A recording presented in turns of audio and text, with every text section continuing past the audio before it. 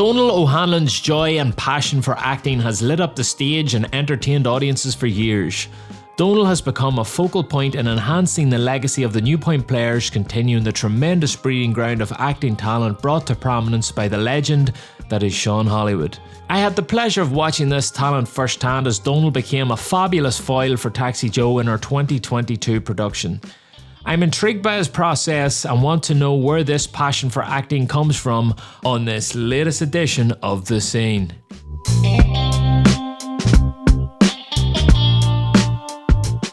So Donal, acting, where did it all start for you? Well, I was an only child, Gino. I was pretty much the centre of attention. And some people, cruel people, would say that I was spoilt. So there was no going back into the corner, having had a great start with an audience right in front of me like that. So I suppose I've always been a show-off of some form or another. I think the music came before the acting.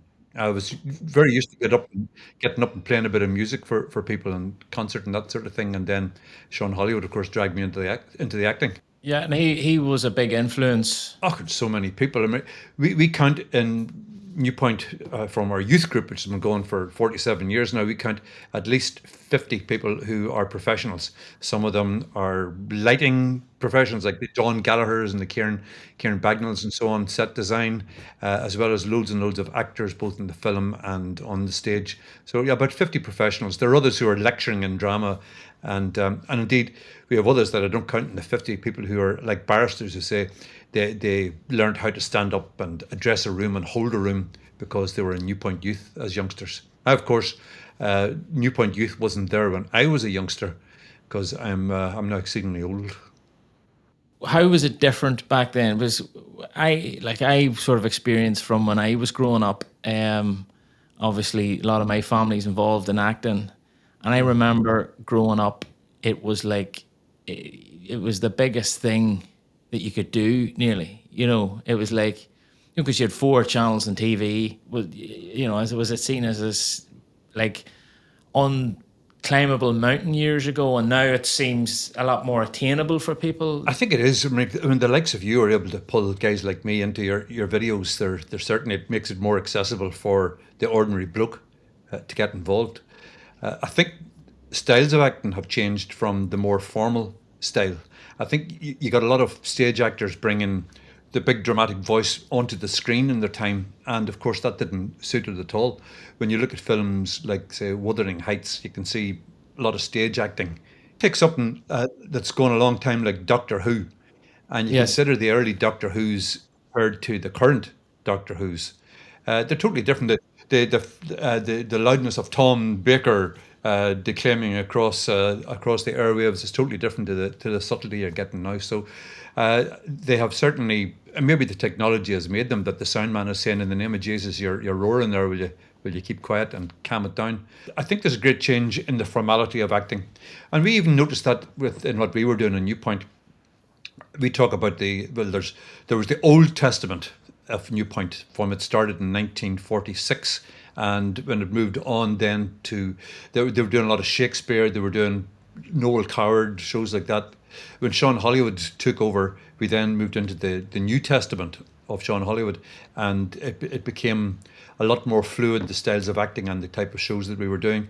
And now, since Sean, we would talk about the Acts of the Apostles, where we have various people coming in who learnt at his knees, and we're having an even wider variety of shows that we're doing these days. And of course, all of those are different acting styles. You'll have some shows still require that formality, and others that are they're more akin to a TV show. I think technology is great in some ways, but then also it can make people sloppy in other ways. So like you can always have another go at it. Yeah, well, now it's digital, exactly. Digital cameras. I know you're up against the clock and stuff, but you don't have that luxury in theatre where you get up on stage and if you don't know your lines, you're in trouble. Whereas on set, I have seen occasions where people don't know, and somebody helps them with their lines or whatever. It doesn't work like that in theatre, does it?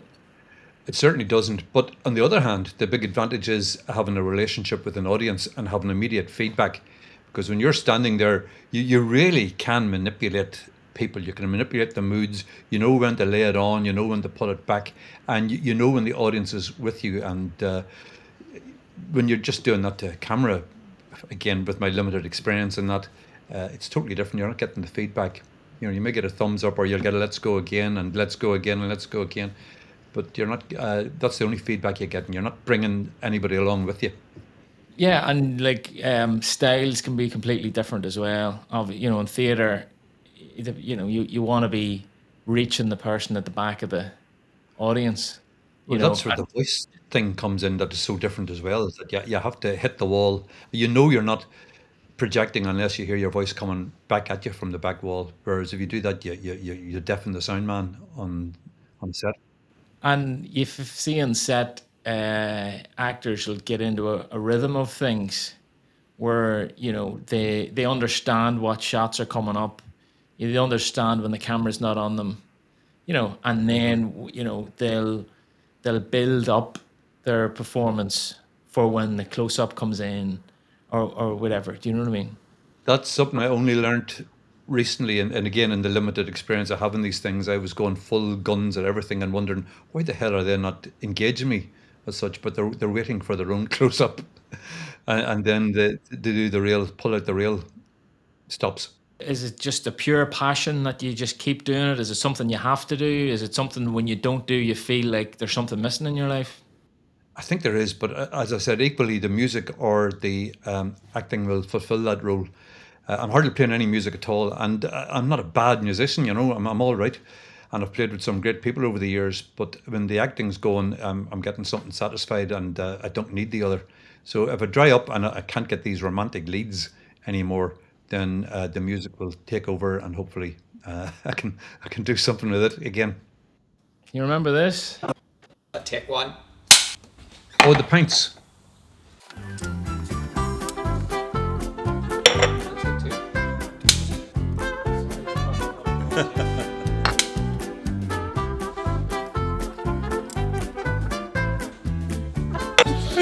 You good? I need to just let it clear a wee bit before I start putting some. Take 5. So I'm going to face there.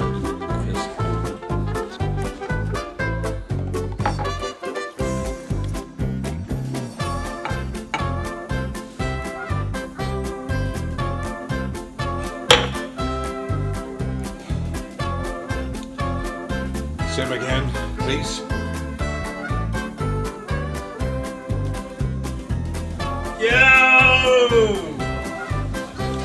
Winner. Chicken dinner. Everybody squeeze Donal here. We'll ring him out. 213 Alpha, take 6 on the end. I mean, I'm a guy who goes out for a beer. I'll have a beer and then I'll take a pint of water in between that and the next one. I'm a bit of a wuss.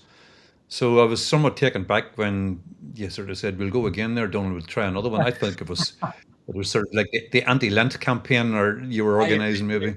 It was playing on you all night, wasn't it? That's the commitment you put into that. I worked bloody hard at that. One thing I learnt was about the importance of rehearsals. So obviously when you come from the theatre background, it's such a big thing. When you're doing rehearsals, is it hard to get people committed in that phase of things?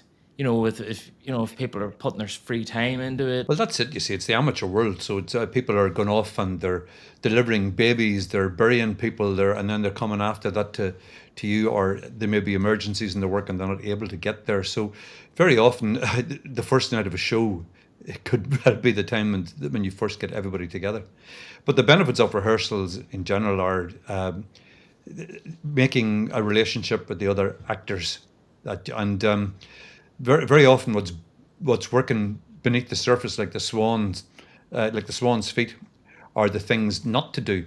So if you know that there's a line that sets yourself and another person off totally into crashing your character and laughing, then you'll know I must under no circumstances be looking at this person during that line. So it gives you the opportunity to find where things work and where they won't work. And like I said, it's equally the things not to do. There was one guy that I knew in the scene, every time we did it, I could smell a fart from him because he farted.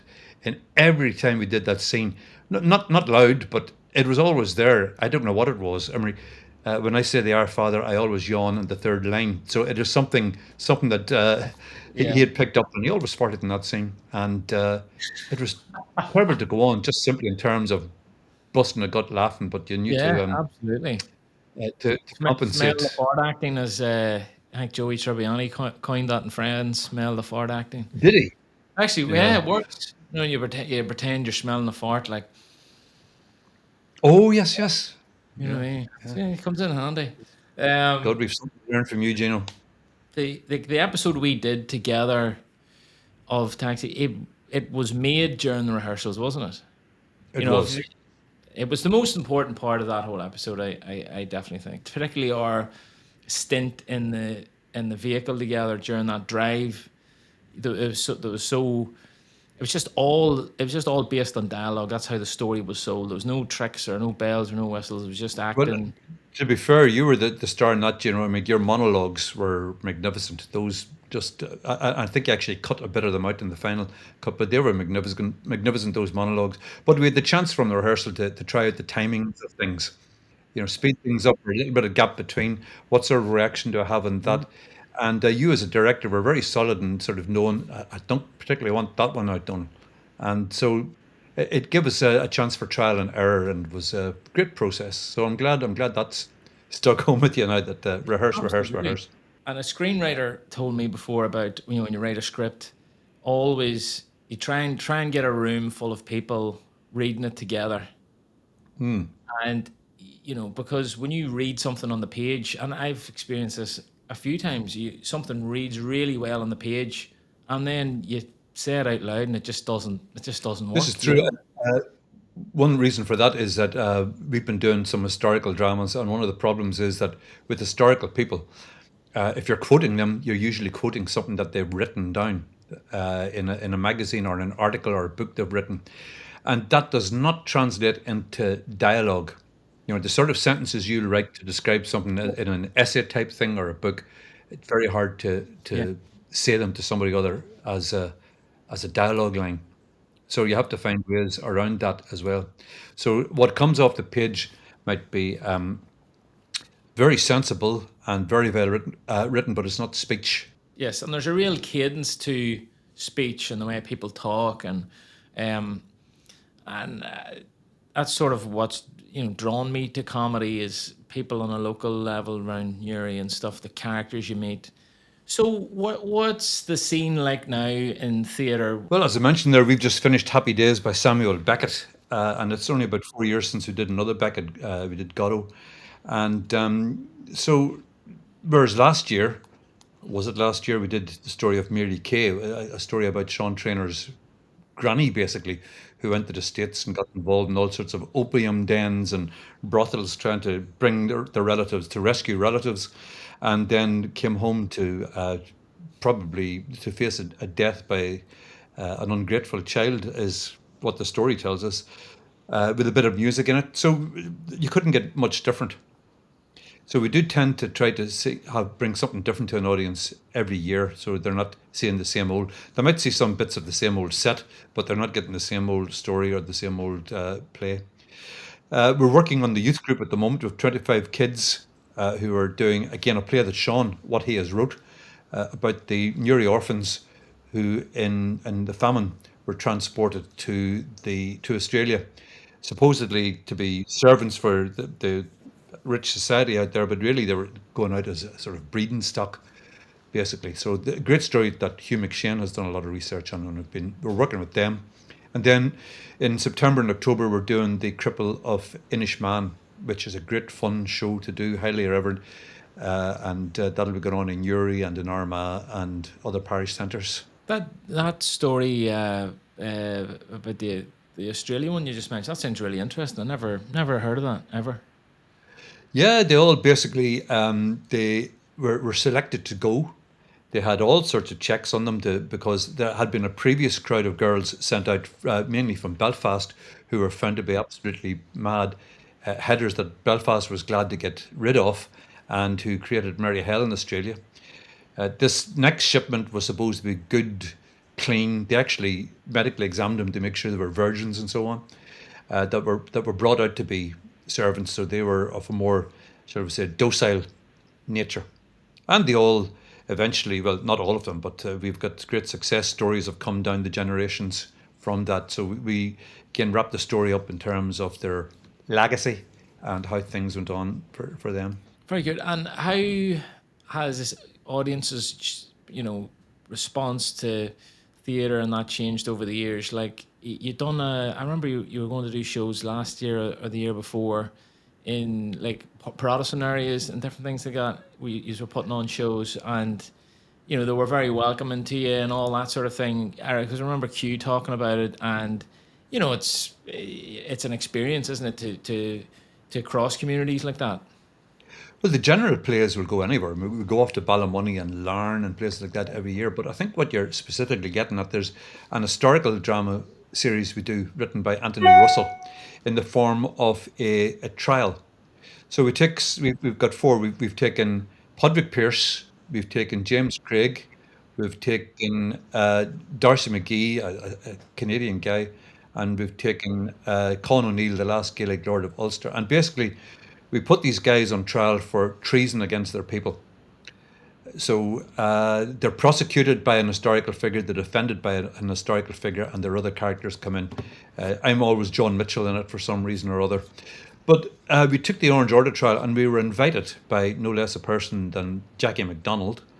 And if you don't know Jackie, a quick Google will tell you all you need to know about him. And basically, we went down to Belfast to a closed session of UDA men who listened to the trial of the Orange Order of James Craig, and I had some very, very hard lines to say to them in that. At the end, the audience are the jury, and they have a conversation, they decide on guilt or innocence. And they were absolute gentlemen down there. They didn't, of course, didn't find James Craig guilty.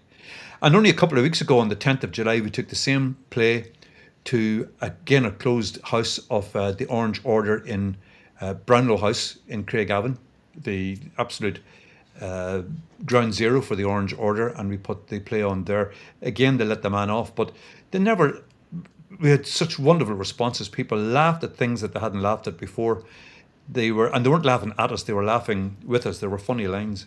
But more importantly, the guy came up afterwards to us and says, we've heard a lot of those arguments before over the years, and we never know how to respond. You've just given us all the good answers. So you see great that response there. How everything's softening now between different cultures in the country, don't you? I mean, like, how have you seen Yuri evolve over the years? How have you seen working in theatre change over the years? During the Troubles and post Troubles and different things like that. It was easier to put on plays during the Troubles than it is now. You have to get your insurance. You can't walk into a place without you having the risk assessments done. There's an awful lot more bureaucracy, and I presume that's because we are not just a town, but a nation that likes to sue people for small things. But I think drama has become languilled by bureaucracy like that. I remember the days as well, Sean Hollywood, we would tour with Animal Farm, and you'd take a bale of hay and you'd put that on the stage, and basically that was most of your set. You can't put a bale of hay on a stage anymore unless it's a specifically fireproof bale of hay, which you're unlikely to get. Even with filmmaking, like TaxiJo last year, I had to get public liability insurance, and just there's tons of things you had to go through to make it viable. And then there's certain things that the public liability insurance validates or invalidates your insurance depending on what you're doing. So I had to be very careful with things like driving, all the driving stuff. I was watching a movie there last week, The French Connection, and the story about how they shot all the driving stuff. There was the director who passed away, William Friedkin. He had his 2 camera operators there, and he told them both he was going to get into the car and shoot because it's a whole stunt driving sequence, and they shot it all for real. And he says he was going to get in and shoot it because the other 2 guys had kids. And that sounds like a ludicrous thing to say, but that's how dangerous it was what they Yeah, were doing. They were flying down streets, and you just you couldn't best do that. chase ever, isn't it? Yeah, it's unbelievable. It's fantastic, and you see great And then at this chases. moment in the subway, Yeah, yeah, brilliant. Yeah, but you see great chases now, but there's a huge protocol. Like you would never in a million years in a film star filmmaking have that attitude of going in thinking that you could potentially die by shooting a driving sequence. It's just not going to happen. But now this you've is got true. trained stunt specialists. You would close the road down. It just gets into tens and tens of millions to do Yeah, stunt driving sequences like that. And now you see things like CGI take over from a stunt driving sequence that, you know, it's made things a bit sloppy, I think. It's made filmmaking, where we can just do everything in post production now. And there's something, a bit far more interesting about those driving sequences that are shot in camera. However, don't be risking your life type of thing. yeah. It's good in a lot of ways that it is a lot safer now, but it's the same with, as you were saying, with filmmaking and with theater. I'm sure it's the same. I think particularly with the CGI, we're more alert to scams and so on. We're looking really to see what's cheating us these days. And I think we've come to do that in film to say, well, this couldn't possibly be real what we're seeing anymore. This must be CGI. And I think we automatically devalue that because we expect to see a bit of effort going into things. Not that the green screen guys don't do a huge effort, but you, your instinct tells you when you've lost the reality of the shot, doesn't it? Absolutely. And I think audiences are really sophisticated now, so they can spot dodgy CGI pretty quickly. Mm. And CGI is brilliant, but it's not. Let's not just do it all CGI. Let's not just rely on everything being CGI. You're right. And just speaking about the driving there, um, and this is an example of the red tape of when we shot Taxi Joe. And when you write something, when you write a driving sequence, very, very straightforward on the page. Two people in a car, and they both talk to each other. How hard could it be? But as you've seen, what the process was, our whole scene that we shot together, and I'm sure some people think it was shot on the road, but where did we shoot all of our driving stuff? Yeah, we did in Black Cap Studios, Cap Studios. which is the judge's studio up the Camera Road. Yeah, Elliott and Trainer law firm. Go in, get your divorce there. They were very generous to us in terms of their facilities, the Black Cap Studios. Fantastic. And it worked great, didn't it? There was big. Wonderful. There's what I found about it was if I was doing a show again with driving, I would do green screen again, or I The would do. continuities are so easy, isn't it? Yes, the continuity through the windows, but for me, primarily the two key aspects are the sound and the the performances with the actors. Yeah. You can get into a rhythm. So you remember when we were doing our long sequence, and there's a shot we had that's like, I think it lasts 2 minutes without a cut. You Hmm. imagine trying to do that on the road, even Yeah. if you had the car on a low loader, and you fuck up, you have to take the car the whole way back to Warren Point and start again. You know, Yeah. we rattled through there. We started our morning at 8 o'clock and we were finished at like 2:30, and that's 8 pages. It Yeah. would take you 2 days to do that on the road. Yeah. No, it was great. It was a wonderful way to do it. And I know that you've set a great template for future work there in it. Yeah, absolutely. And then you don't have to worry about the weather fluctuation or, and then again, it's the health and safety of it too. Like, driving on the road and acting, It's it's too many dodgy. plates spinning at the same time, isn't it? Yeah, yeah, yeah. And they drive and look at the camera, the audio. No, you couldn't do it. How have you found working when working in front of camera and theater? Have you noticed? Is there a difference? Is it a different sort of satisfaction you get out of it? Oh, totally different. Yeah, America. Again, the few things I've had in the filming, I found the directors very very kind, and the feedback you get, but there's nothing like the warmth of an audience. Taking your bow. That's where the ego thing comes in. You're taking your bow from an audience, and you know. Except there's one thing we have to talk about, and I hope that all your viewers, we have to talk about standing ovations. Now, I blame the likes of The Voice, Britain's Got Talent, things like this. They jump to their friggin' feet at the slightest bloody thing that anybody does. And I think that's moved into the general population now. It's almost as if you go to a show and you have to friggin' stand up at the end. So from being up on the stage point of view, we're a bit more cynical about it because we think this is just a habit that people have gotten into. When people go and see you, you want no applause, no standing ovation. You want everybody just to sit there and. Oh no, I can fool myself into thinking they love me. I can very easily fool myself into that. Even when you're in an audience now, that you think, oh God, it was a bloody good show. That was, oh Christ, they're all standing up. They dragged me carcass up, Billy Connolly, like grunting and groaning out of the seat. And I think that we've come to just throw these things out instead of waiting for the exceptional. What do you like with learning lines? Has it become like a second nature thing to you? Because when I was we were doing that series, when I'm acting or whatever in front of a camera and doing the TaxiJo thing, my instinct is to go off on tangents. And there's a lot of scenes there where you're figuring out, does this work, does it not work, and trying to act at the same time. So learning lines for me would be probably my least favorite aspect to it. What do you like with learning lines? Is it second nature? Or? It's harder the older you get. There's a definite memory thing there. Yeah. You have the luxury of being the writer, and if you want to change a line, you can. We don't have that luxury. Some of the, I come back to Samuel Beckett. There are you sign your contract to put on the play, and then there are very tight restrictions. It says you cannot change one word on this. They'll also say, when we did Godot, we wanted to put some women in the part. They'll also say you cannot change the gender of these people. So they will deliberately restrict you. So it's much more restrictive from doing plays than it is when you've got the writer sitting there. Of course, if you forget lines and you start rumbling on and talking mumbo jumbo, then that's human nature.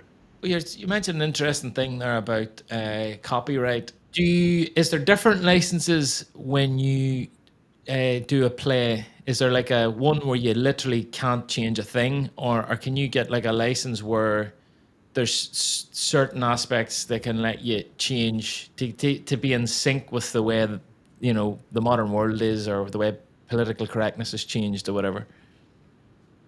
I've never seen anything that would actually stipulate that. Of course, if you're taking a show that is out of copyright, if you do a Shakespeare, you can do whatever you want with the Shakespeare. He's not going to sue you. But I rarely see there are just occasionally you'll get a contract that says, now you must adhere to the following restrictions. You must do this and you may not deviate from it. But you don't generally get that. But I mean, if a guy goes and writes a play and I suppose he expects it to be performed as written. Yes.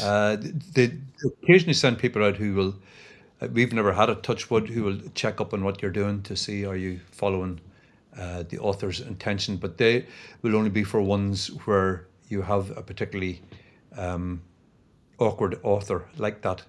More often, it wasn't just the authors, it's the family who are looking after their, again, that awful word, legacy.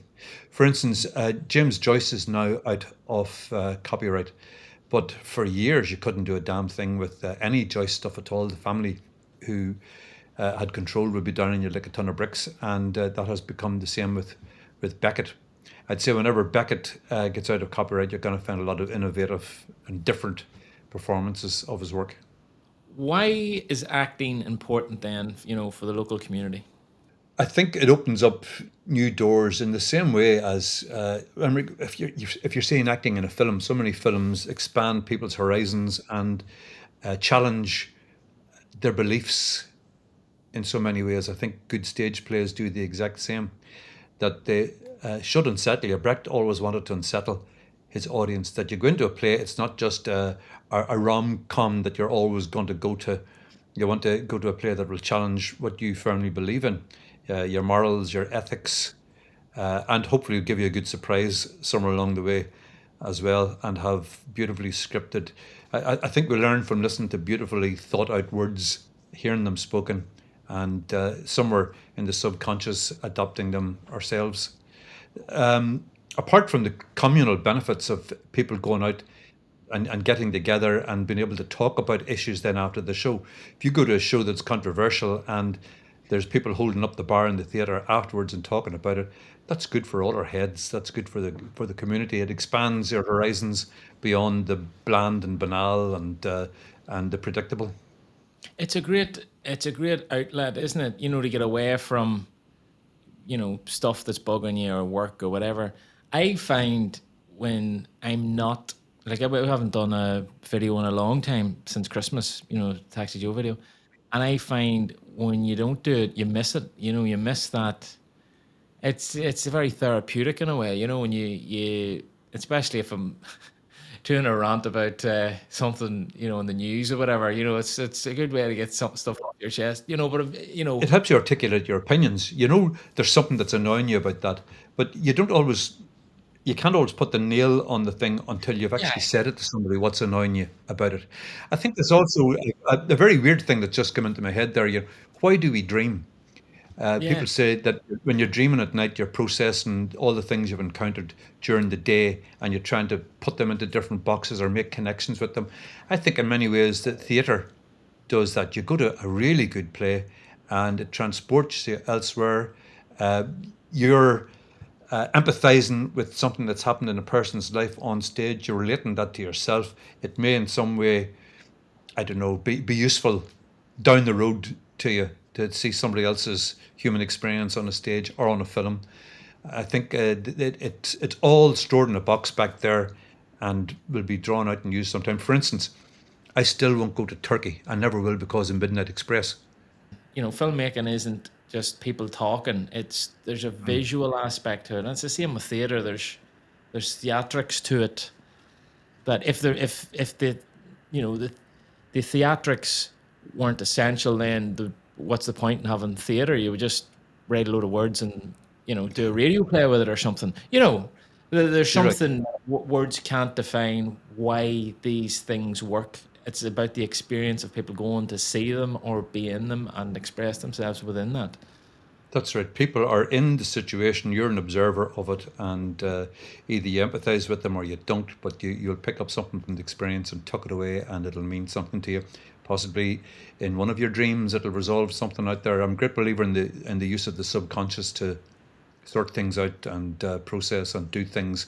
Because I've got a lazy mind myself, I like to leave it to the subconscious to do the hard work. What about the art centre? So what's the story with it at the minute? Oh, here we go. You're familiar because I just thought I'd leave that one up my sleeve. Get all the nice stuff out of the way first. you're familiar with the term FUBAR, aren't you? No. No, it was one of those American acronyms, So some guy in Nam is under heavy fire from the Viet Cong, so he'll get on the radio and he'll go FUBAR, FUBAR, which stands for fucked up beyond all recovery. Right. And So not good. not good, not good. We've spent, but first of all, the initial promise was for a beautiful new theatre that would hold over 600 people. From various iterations of it, and a decade later, they finally got that down to something like 230. And then when they put in the plans, the lovely polished plans, and it looked good on paper, it looked nice. Then apparently the roads division and the water division have turned them down. They have to go back. I don't know if it necessarily entirely to the drawing board, but they have to go back and make significant changes. Meanwhile, the art centre, which was rumoured that was closed because there was terrible asbestos in the place. That's all turned out to be absolute bollocks. They've had another test in the place which proves that there's no asbestos problem. However, in the meantime, they have read the place out. All the equipment's gone, all the seating's gone, everything has been read out. It's just a skeleton of what it was. The town hall is not taking any bookings past the 31st of December because at that stage the renovations were meant to be made to it. And all of these things were connected with each other. The town hall was going to be connected to the art centre, so you had to basically close them both down while that was being done. Now, with the uncertainty about the art centre, Nobody knows what's happening, but it is hence my use of FUBAR in the situation. So the town hall's gonna is it gonna stay open or? It's due to close at the 31st of December because they're putting in innovations there. The big problem with the town hall and the arts centre was that both auditoriums are on first floors. That used to be fine when you had willing people to cart things up a flight of stairs, a couple of flights of stairs. But again, health and safety isn't going to allow crews to trundle stuff up the fire escape. You're carrying a set with Simon of Cyrene holding it up at the back. So the big thing in the town hall is to put in a sort of container-sized lift. You know, you want everything on a level where you can wheel it around. I'm sure you wouldn't. You would look at a film studio if there was a whole section of it upstairs that you had to go up to and cart the set up to. So the new one was going to be similar size, possibly even take more people, but now it's down to smaller than the marketplace. And what people just can't get into their heads is that there's a common footprint. There's an overlapping footprint between Newry and Armagh Marketplace. If a professional company want to put a show on and make money, they know that we have a common audience to a certain extent, like a Venn diagram between Newry and Armagh. Yeah. And if they can fit another 50 people into a show in Armagh than they can into a venue in Newry, then they'll go to Armagh. If they have to hump everything upstairs in Newry, they're not going to come near us. You know, there's an appetite for theatre in Newry. If you look at any of the shows that's done in the town hall, you know, the big shows, they all sell out, you know, 3, 4, 5 nights. You know, They're all packed out. yeah, and it's so hard now to find anything and get anything packed out. And what the thing right. about theatre is, it gives, especially now, you know, years ago maybe not so much, but it's a bit of a novelty now in the sense that everybody is got phones and laptops and TV, and they're just bombarded with video and social media and that type of content all the time. Theatre gets people out of the house, gets them, you know, it's good to get away, and it's something different. It's a good way to switch off. So now, looking at your phone sometimes isn't, you know, you'll be watching entertainment, but you know, it's hard to switch off with all that stuff going on a screen. Do you know what I mean? It So really it's a is. great, There's a great detoxing, I think, by going to the theatre, yeah, especially if people will go along with the rules and turn their feckin' phones off. You know, we still get that phones going off at the most inappropriate times, or people videoing what's going on. You know, I mean, Jesus, leave it behind. I wish there was some sort of jamming thing that would prevent them from being used. I must ask Boris the next time I see him. In the same way as if we did that in the court, there'd be contempt of court. I think we need a contempt of theatre law. contempt of theatre. Yeah, if your phone goes off, your head explodes or something like that. Yeah. The COVID. Um, what was the? I just want to speak about COVID for a little while. What was it like during COVID? Did you know? Obviously, all theatre had to had to stop in terms of working with the public. What was it like during that time to continue to work in that area? Well, we kept on with the kids, and what we did was we had a big plan, which the council eventually overrode. We rehearsed in the market. We got 5 people to write 5 different plays about Newry. It was called Newry Now, Near, and Never. So it was about Newry's past, present, and an imaginary future. And great writers, and we got 5 great plays, and we kept our youth group going. It was an open air space, so we could rehearse them safely there, just socially distanced. If you think of the different parts of the market, we just spread them all out amongst there, and they rehearsed the shows. And the idea was that we would then perform open air around the market in 5 separate stages. Each play lasted 10 minutes, and the audience would carousel around to the next play, masked up, out in the open air, totally safe. The week before, the council said, nah, and they wouldn't let it happen. So what we did was we filmed it then, and Right. we streamed it live. I did a sort of a live intro, and then we had taped bits, and then we had some other live bits in it as well. And we got through that summer. That was the first summer of COVID. It really accelerated, you know, during that period, didn't it? Technology in terms of What the streaming. National Theatre did was magnificent. The plays coming out of the National Theatre in particular, that I presume they had a back stock of things, but they really set up the whole idea of your armchair theatre, and were streaming all of their big shows. And for us, that was as good as a trip to London. You know, you were seeing these high quality shows that you normally didn't see theatre on TV, but they broke that ceiling and put them out there. Is it hard economically to sustain theatre projects, or is it easier now than it used to be? Is it, is the cost of living having an effect on trying to put shows on? I don't know if it's hit it too hard. We were always happiest in New Point when we felt the arse of our pants with very thin cloth. You know, we never liked we never really looked for money. I mean, a lot of us are adults pursuing our own hobby, and we're prepared to dip our hands in our pockets, but we do seek funding for our youngsters when they're putting things on. General prices of shows, they've gone up, but not much more so than the price of bread and other, it's gone up in line with inflation, and for the same reasons. I mean, you, of all people, will know the power it takes to light a show and the cost of that power now. Yes. So they're all constituent facts. I noticed that theatres are starting to meter your electricity and charge you for the electric that you use for a show. Really? So that's just new. it's an example of where the world's going, really, isn't it? And how it's just affecting everybody. It's affecting every sector at the minute. So where do you see the future then? You've said about the arts centre, it's up in the air. Where do you see that going, or is it impossible to see what the outcome of it's going to be? It really is impossible. I think we'll get a lot more underground theatres and venues opening up. And there's nothing wrong with a big black box like they have over in the mill in Edward Street. And I remember even seeing your own Uncle John. Your Uncle John did Hamlet. He famously came to town. He must have been in his mid-20s, and he played Hamlet.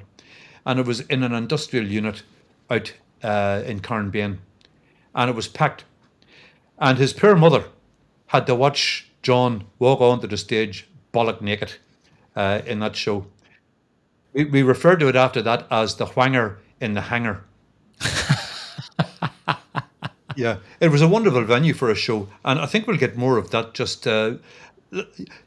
I think we need to apply a bit of rave culture to drama. Wouldn't that be just good? That it springs up summer, it's done. However, I mean, if you try to stand up in the street and do a bit of drama, they'll demand a license and have you carted off. But I think we should see more small venues and standing up and doing your thing, and mobile lighting rigs, platforms for stages and so on.